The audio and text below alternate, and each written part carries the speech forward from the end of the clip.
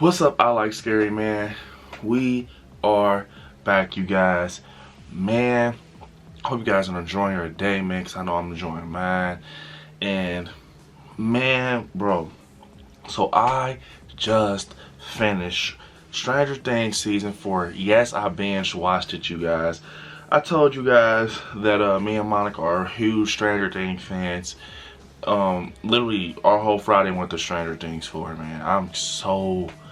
Man, we about to talk about it. We have to talk about it. We're gonna talk about the ending, man, and just what was this season about. You guys, this video is about to get crazy, man.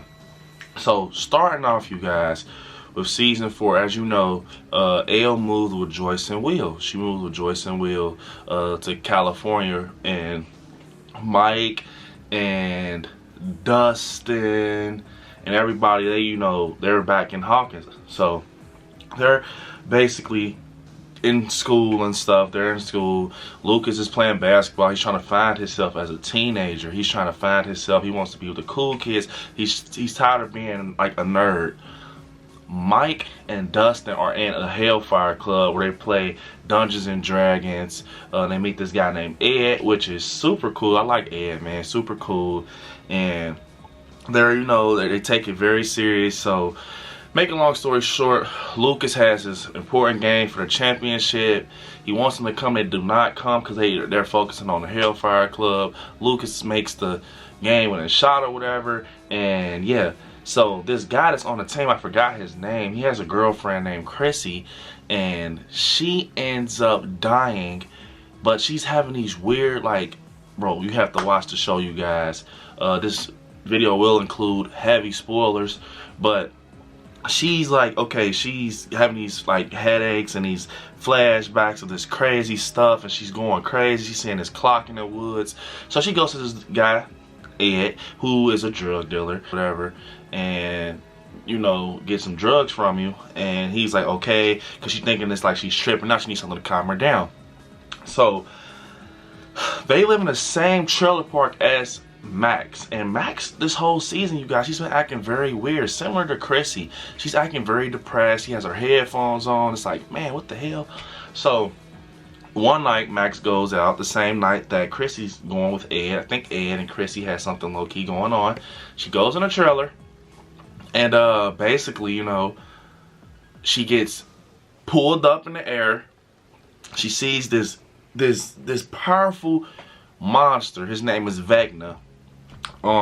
It's crazy, man. This is the best season, I think, by far, even though I love every season. And he gets in the mind of them, and he shows them they're bad people, that they did these things, and I'm not the bad person, you're the bad person.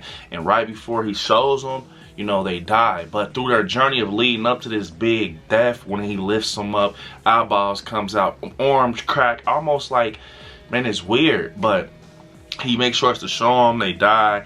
But he shows them a clock along the journey. It's this clock that makes this crazy noise, and it comes and it kills the people, right?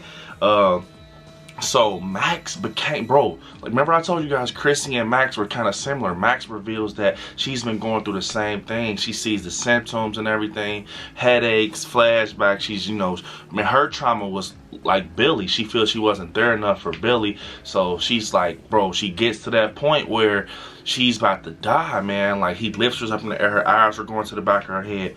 But they find out, you guys, that music is what gets them like free and distracts Vecna, because music leads up to the brain and keeps you woke.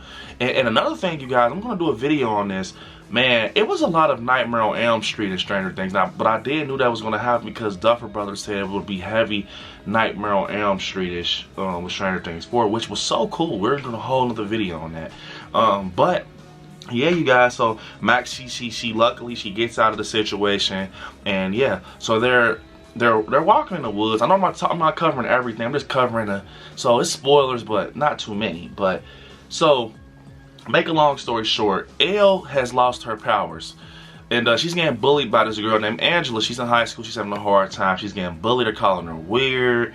They're pushing her down. So Mike comes back to California, He comes back, he misses Elle, but she's lying to Mike saying she's like having friends, nothing is wrong, but Will is telling her don't lie to Mike, that's dumb. So she's there, and she's saying the girl that bullies her every day is her friend. So that won't work out, Millie.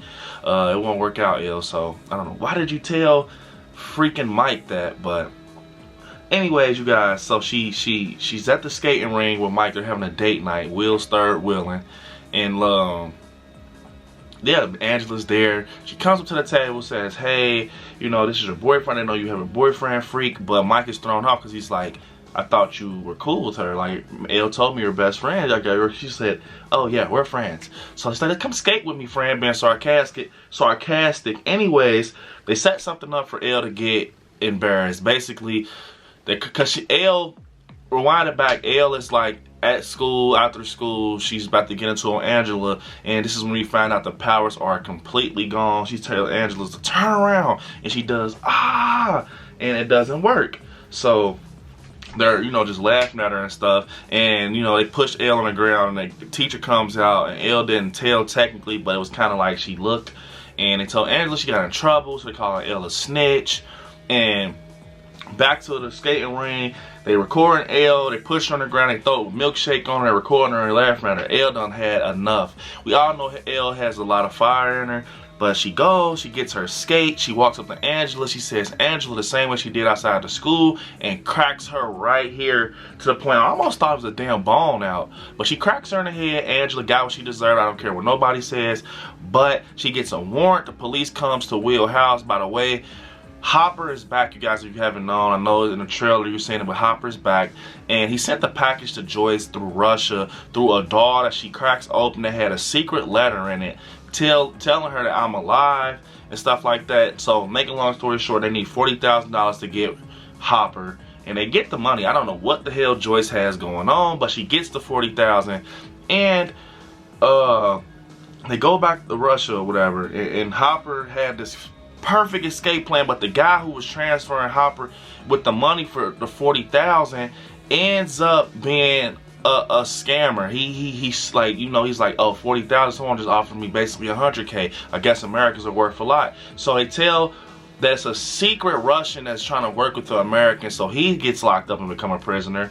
Joyce and them gets captured with this guy. They're on a plane. They're with the dude called, I think his name's Bald Eagle. They make this perfect plan to act like they're Russian, to get inside the prison, to just take it upon ourselves to get Hopper free. Boom, they go, they're in there, they catch Hopper. Obviously, they catch Hopper because the plan didn't work because the guy traded on them. So they take him back to the hospital. Now they're on tight-ass orange security, and basically they unleash this Demogorgon, and they're going to try to get the prisoners ate up, the ones that did the worst things. They're in this little freaking section of a prison. And Hopper tells him, I know how to defeat a Demogorgon because I went against one before. You gotta, you know, use fire to keep him away. And that he did. Hopper, great job. They're still in Russia though for some reason. But anyways, back to what I was saying, you guys. We go to the part now where Elle has been captured by the police, and people from the Hawkins lab, I want to say, they pull over the van or whatever, and they get Elle. It's the people that are related to Papa, like they're in cahoots with Papa. So, make a long story short, they take her to the lab, they run a test. He's telling Elle, I promise you I'll get your powers back. They're running a test, they're putting her in this tub of water like they usually do, and she's going back like down memory lane, like almost a travel thing. But you guys, we get to find out that this weird guy that keeps telling Elle these hints and what to do and what not to do, tell her to focus, find something that makes you sad and angry and you're mad, it will bring your powers back. But I always got a weird vibe from him since the moment he came in the show of this season. His name was Henry, but he was one, you guys. He was one the whole time. I kind of had a feeling about that because he had a weird vibe to him, and he, you know, he was kind of creepy. I'm like, bro, he has to be one of them, like, or something. It was something. He was always in Elle's ear. But we find out, you guys, that he was one, and the whole time, so he's helping Elle escape. But I just felt something was wrong. Like, it was something weird going on, man, with him. But he has this little thing in his neck, and he tells Elle, you go, I can't go, because if I escape, they're gonna attract me and I'm with you, which made sense. So L being L, she gets it out his neck, but I think it wasn't a tracker. It was something that held him back from using his powers, because immediately once L took that out his neck, he gets his powers back immediately. And so he's starting to give us villain vibes. So they go back to this part where Elle's like back in the room. She hears the alarm going off. She goes out. It's that same alarm that you hear when we come into the show, and we think that Elle is the master of Hawkins' lab. But I knew it was something up with that, because Elle is just, that's Elle. But she's going down the hall. She hears people screaming, these kids. She goes in the room. She sees the bodies out, cracked bones, blood everywhere. She looks, and it's One. One was the massacre. He killed those people. I don't know how I feel about that. Kind of a part of me feel like he should have killed them, because they were kind of bullying Elle and stuff. But a part of me is like, damn, man. But you know what I mean?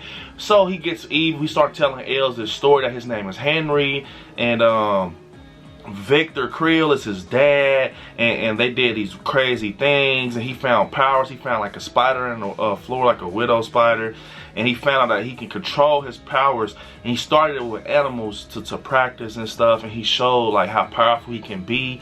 And he killed his mother, he killed his sister, but he got the murders blamed on his dad, which his dad in the future will be Robert Englund with the messed up eyes. And he cut his eyes out because, which is Victor Creel, he cut his eyes out because he kept seeing those visions that Chrissy and Max seen. He couldn't take it anymore. So now I'm pretty sure you guys are seeing where we're about to go with this. One is Vecna. He is this creature that is in the upside down that caused all these issues with these people dying and stuff. He's like the freaking leader. He's, you know what I'm saying, he's the general of this. He's the leader. And make a long story short, him and Elle has this crazy showdown, and he almost kills Elle. Like, he gets her in the air, her ankles kind of do the little glitchy thing, and her neck does this, and once it gets to that point, all it's waiting for is the eyes to get snatched out. I'm like, oh my God, please don't kill Elle. I figured he wouldn't, but he said, remember something that made you sad and angry to see if your powers are like. And she remembers that the saddest thing in her life, and it made her angriest, was her getting took from her mom. And it showed Elle how powerful she is. And she gets him, she throws him to the wall, and he's melting, and he's like burning. And she it's like, it was weird how he was burning. It's like he was opening up, but him melting into the wall created the portal for the upside down, you guys. So you guys, I want to say it's either Elle opened the portal, but I think she actually created the portal to the upside down. She made that world, because that's how powerful she is. She gave Vecna his what he wanted, his world, because when he went, as you see him, he's falling in, and he's transforming into Vecna slowly. Like, his arms is fleshing up, his face, and he's literally Vecna. And as you see, he's in the house where it all started, and his arm, where his wrist is, it reveals he is One. Vecna is One. Oh my God, when they showed that, bro, I lost my shit, because everything is getting cleaned up with Stranger Things, even though it's a clean ass TV show. Man, it's crazy, man. Dustin, back to that. So Ed, you know, as I said, Ed was in the trailer with Chris, so they think Ed is this killer, almost like how the guy was on Nightmare on Elm Street too.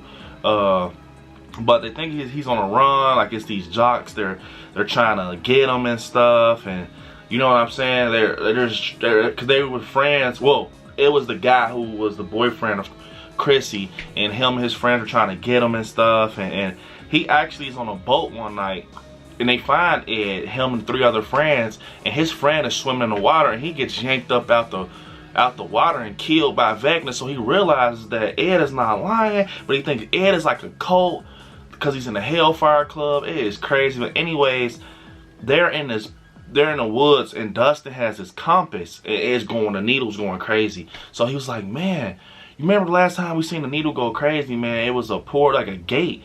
So they find out, you guys, they're in the woods, they find out that the gate is freaking in the water. So Dustin is calling it the water gate, but Steve ends up jumping in, the lifeguard, and he goes through the portal of the upside down. Nancy goes right behind him, because I feel that they're gonna if Nancy doesn't die, man, I feel like they're gonna end up talking again because it's there. She jumps in behind them. Then Erica does it. Then Ed. They end up in the upside down. It's these little crow-looking bat birds. They're eating at Steve, but then they find out that where everyone dies that Vecna kills, it's a portal because they go in Ed's trailer, they look at the ceiling, it's literally a portal that you can see dust in them, and they just, you know, they crawl out these bed sheets tied, and that's their little story. Hopper's still in Russia. They haven't came back to the US yet, and I'm just here waiting for Volume 2, you guys. I'm excited. I'm excited. I like scary, man. Comment down below, you guys, what you think about Stranger Things 4. Hopefully I didn't, you know, I didn't want to get too deep in it. We could have went longer, but I just, you know, just the bold points of the show. I loved it. Duffer Brothers are amazing. Stranger Things, man, it's my favorite show. I love it so much. But with that being said, you guys, this is the end of the video. Don't forget to hit me up on my social medias at I Like Scary on Instagram, I Like Scary 77 on TikTok, and Brandon Allen on Facebook. I Like Scary on Twitter. And once again, you guys, man, this was a great video. Don't forget to watch some horror movies and grow that collection. Peace out, you guys.